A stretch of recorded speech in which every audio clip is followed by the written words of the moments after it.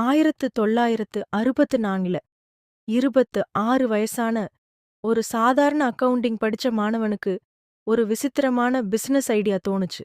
அமெரிக்காவுல ஜெர்மனி நிறுவனங்களோட ஆதிக்கத்தை உடைக்க ஜப்பான்ல இருந்து மலிவான தரமான ரன்னிங் ஷூக்களை இறக்குமதி செய்ய ஆசைப்பட்டான். எல்லாரும் அவன்கிட்ட உனக்கு பைத்தியம் புடிச்சிருச்சான்னு கேட்டாங்க. ஏன்னா அவன்கிட்ட பணமும் இல்ல, பிசினஸ் அனுபவமும் இல்ல. அவங்க அப்பாவும் இதை ஒரு டைம் வேஸ்ட்ன்னு சொன்னாரு. ஆனா அவன் யார் பேச்சையும் கேட்கல.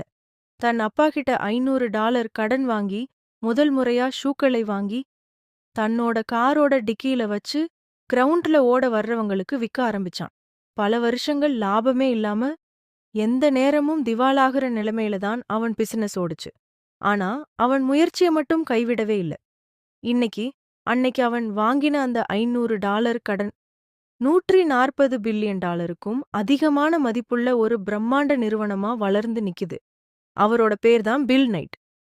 அவர் உருவாக்கின அந்த குட்டி ஸ்டார்ட் அப் பேர் தான் நைக்கி. இது போன்ற சுவாரஸ்யமான பிசினஸ் கதைகளுக்கு இப்போதே சப்ஸ்கிரைப் பண்ணுங்க.